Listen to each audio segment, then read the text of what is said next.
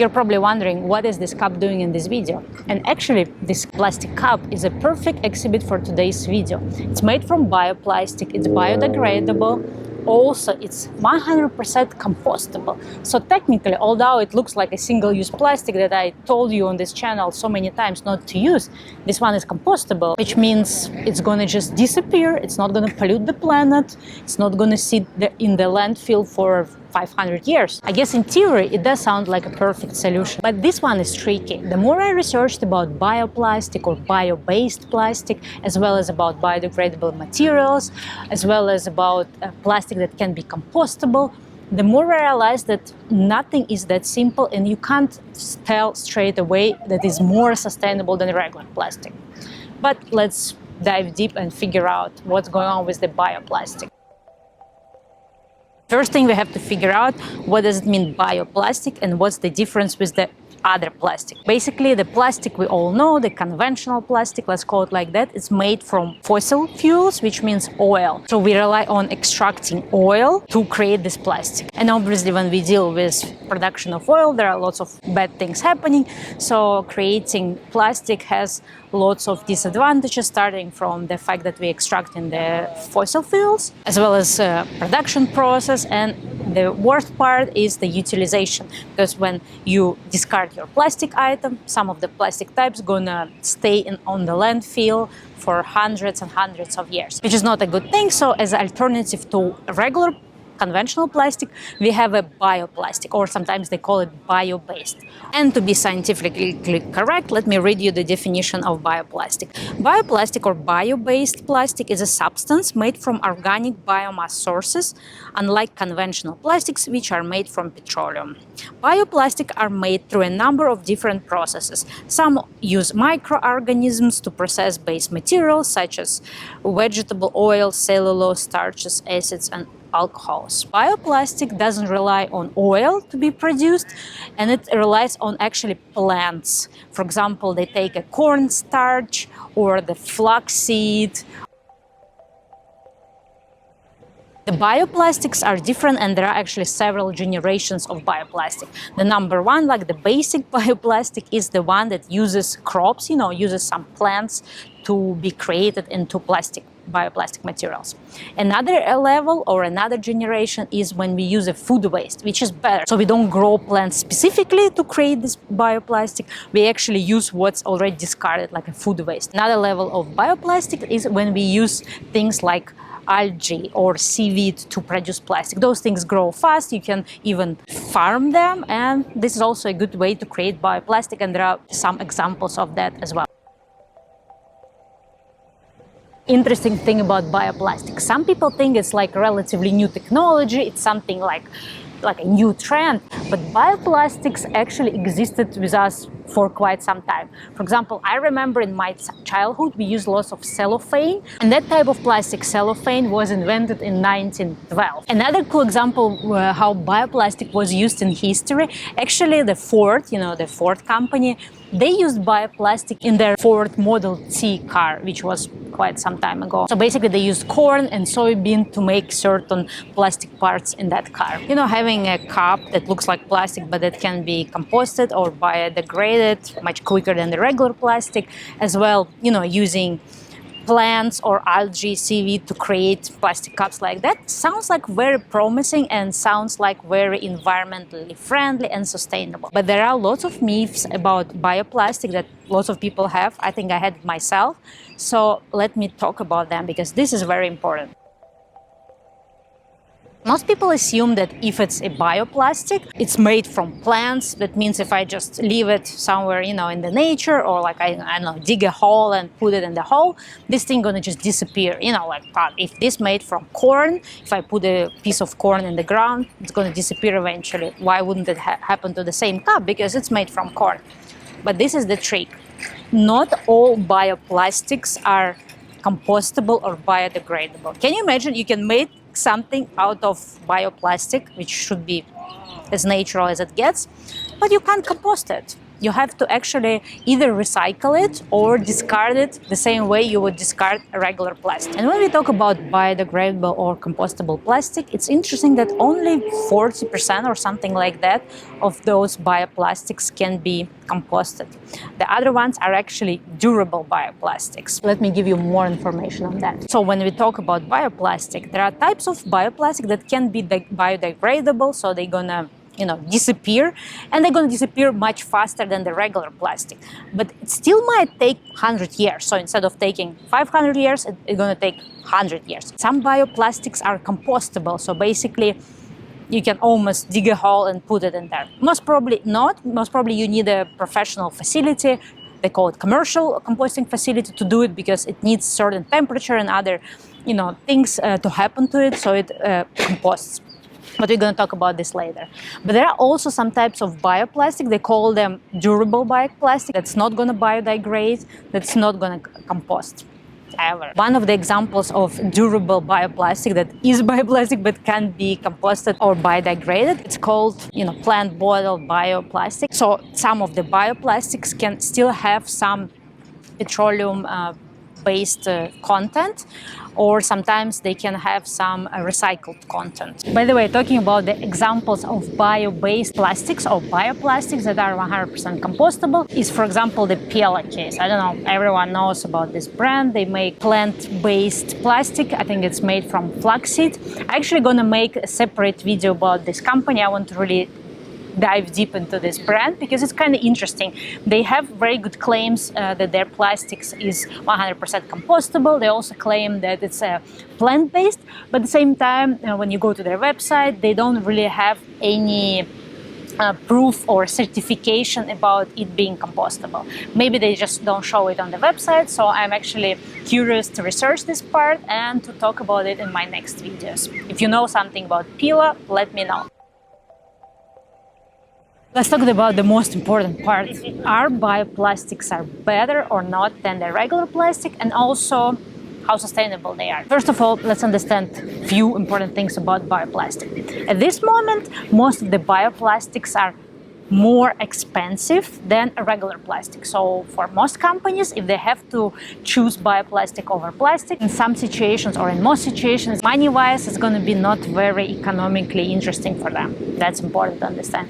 Also, bioplastics, although they exist for some time, they are not as big as regular plastic, and they're also not as available. There are lots of different technologies, but bioplastic is not as popular, not as, available and present everywhere as regular plastic. In general, bioplastic is considered a little bit or somewhat better and somewhat more sustainable than regular plastic because of several reasons. One reason I already mentioned, we don't rely on fossil fuels that are going to run out one day. We actually rely on renewable sources, which is a good part to be quite sustainable. In some way, you can say that bioplastics are the future of plastics, or they are like the way how plastics have to evolve eventually. The fact that some bioplastics can be biodegradable or compostable is also a great thing, and if we make more bioplastics in the market and more bioplastics will be compostable, biodegradable, and then we learn how to biodegrade them properly and compost them properly, that's actually elevates the problem that we have so many plastic items in the ocean or in the landfill. Also, bioplastics are considered CO2 neutral carbon. They have much better situation with the carbon footprint than the production of regular plastics. One important thing about biodegradation and compostability of plastics that when they are biodegraded, most of them they don't have chemicals or chemical additives in them. So when they biodegrade or compost, they don't leave any bad trace or toxins on the earth. Actually, not all bioplastics are like that. They say that some actually do leave a trace. For example, in European Union, they banned the oxo-biodegradable plastics because they believe they leave some microplastics behind, which is not quite proven, and there is a certain controversy about this, that some people claim it's not exactly true. It's like an open question. But in theory, the best of the bioplastics don't leave a trace behind them when they decompose or biodegrade. So these were the advantages of bioplastic. Let's talk about disadvantages. The biggest problem with bioplastic is that it's a little bit misleading for the consumer. For example, when I talked to my friend the other day, she told me, oh yeah, bioplastics are so much better because they can be just composted.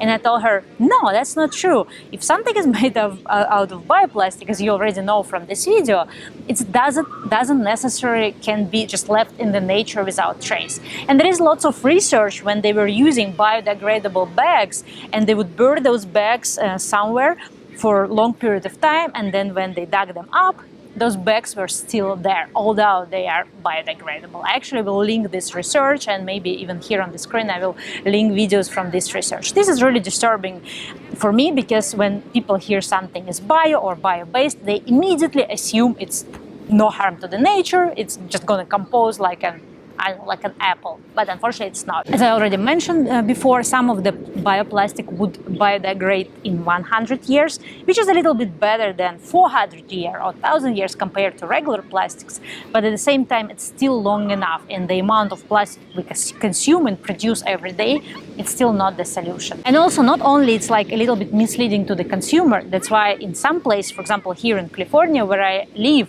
you're not allowed to put biodegradable on the package, otherwise you're going to get in trouble, or unless you have some proof. So some brands, they use the certification where they can claim that this type of bioplastic is 100% compostable, but again, it's only compostable in the commercial facilities. So unless this type of bioplastic is discarded properly, nothing good gonna happen. And the problem is, if a bioplastic ends up on the landfill, it's not gonna disappear there, and it's actually also gonna cause to the methane.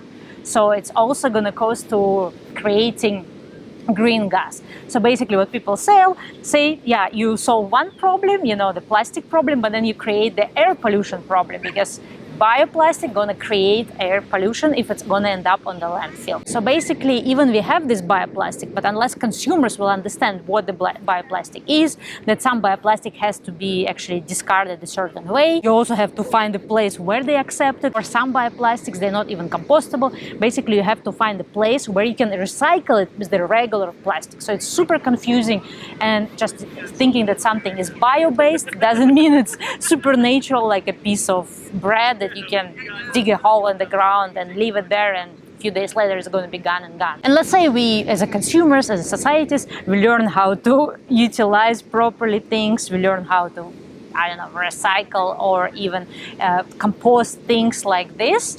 There is still another problem. You know, if this is a plant-based material, that means it has to be grown somewhere. So there are other issues that are not related to plastic, not related to garbage, that are related to sustainable agriculture. How I can be sure that this thing was produced sustainably?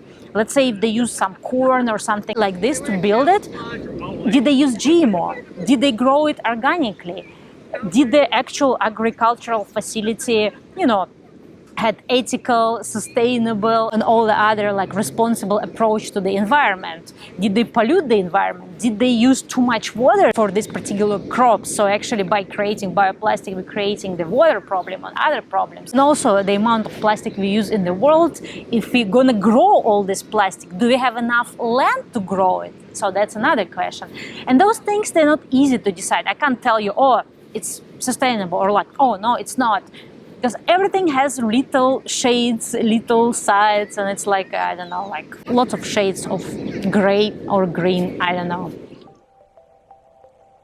Another problem with bioplastic in our society, that some companies take advantage and they advertise something as being bio-based, or they advertise something as biodegradable or compostable, and sometimes it's not. So we all aware of the term of greenwashing, and when I was preparing this video, I went through FTC website. FTC here in America, it's a Federal Trade Commission, and I looked at so many court decisions when companies were punished for using the wrong claims. Like, for example, Amazon had a almost $2 million settlement because they were allowing on their platform some products that were claimed as biodegradable, but they were not, or they were claimed that they are bio-based plastic, but they were not. So lots of companies, they take advantage of us consumers because we assume like, oh, if something is bio, that's a new trend, that's something I should grab, you know, like I should buy this juice and not feel guilty about the packaging because it's bio. But in the end, technically, who knows if it's really bio, if it's even biodegradable. That's why lots of countries, or I don't know, even here in America, some states, they have a strong legislation about it. And that's why it's actually now harder and harder for companies to do greenwashing, although they still do it. For example, in Europe, as I mentioned before, they banned this oxo-degradable or oxo-biodegradable plastic because they said it's misleading to the consumer because most facilities don't accept this. It ends up in the landfill, but consumers think it's going to biodegrade. The same way here in California, you're not allowed to use in marketing or in your packaging the label biodegradable. Most probably going to end up in trouble, the way how Amazon did. Basically, you can only claim it's compostable, like this one, it says 100% compostable, but also it has to be certified. And even more, like if you want to throw away this item in your compost garbage bin, you know, the bin that's going to be collected by your municipality, municipalities only accept BPI certified compostable. BPI is an American organization that stands for Biodegradable Plastic Institute, and they give certification. So they check those plastics against certain standards. There is also American standard organization that, you know, checks your plastic and makes sure it's really like according to certain standards, that it's truly biodegradable or truly compostable. So it's actually a great thing that some states or some countries in Europe, I think they are even more strict with that. They actually use certain certifications. So whenever you buy something and let's say you assume it's bioplastic, look for certification and also understand these labels. For example, if it says 100% compostable here in California, look for smaller letters that are going to say compostable in a commercial composting facility. And remember, you can't throw away this in your composting bin or in your worm bin. You only can throw away it somewhere where the composting facility accepts it. So make sure you actually have this facility on hand, or if you don't, then this plastic is not different than regular plastic. There is a certain type of materials that can be actually compostable at home, and they also certified, which is proves it. Usually it's a European certification that has a little label, OK compost or seedling. And I think here in America they also use this European certification. So if something doesn't say OK compost or seedling, doesn't have these labels on it, it's probably can't be composted in your house, and it has just to be discarded with the regular garbage. Some bioplastics can be recycled, so also look for a recycling site, and again you have to double check with your recycling company, with your garbage municipal collection company, if they accept this particular type of plastic. And let me give you a little bit of information about this packaging. This and this is 100% compostable, but it mentions it can only be compostable in the commercial compost facilities, which means if I throw away it in my compost bin or in my worm bin, it's not gonna go away, at least not as quickly as a regular food. And this one, it says also that's 100% compostable. It's made from plants and it's supposedly bioplastic. I filmed the whole video and this thing was sitting in the sun waiting for me, and it's such enjoyment to finally drink it. The sad part about this is that although it's compostable, degradable, it's not the type of plastic that's going to sit for years and years in the landfill. But let's say I'm on this beach. I just bought this thing in the coffee shop, and now they don't even allow you to bring your own reusable mug. Basically, on the whole beach, there is not a single place where I can actually throw this thing away and to be sure that somebody delivers it to the composting facility. So although I bought this perfectly compostable cup, in reality, most of these compostable cups are not utilized properly, and they most probably gonna end up on the landfill, which is sad. I guess that's it for today. I hope you liked my little research about bioplastics. If I didn't mention something very important and you have something to add, as well as, I gathered information from all over the world, let me know how it's going in with the bioplastic in your country. Because just recently I was asked by other people, like, how are the rules in America? They were asking me what types of bioplastic are allowed or not allowed. They asked me about these biodegradability things. So let me know how is it going in your country. And if you don't know what are the rules in your country, maybe it's, or your state, your city, I don't know, even in America, it's crazy. Every state is so different. It's time maybe for you to learn that and leave information in the comments below, because I think it will be very useful for other people. Maybe one day when I gather more information about different states or in America or about different countries, I will make another video. But for now, that's it about bioplastic. So don't forget to be very conscious and responsible consumer, because even something sounds like bio and that sounds really nice, not everything that is bio is necessarily good for the environment. Maybe it's a little bit better, but not 100% good. And if you like this video, don't forget to leave a like, and if you're not subscribed, subscribe and do the usual stuff. And I guess that's it. See you in my next video. Bye bye.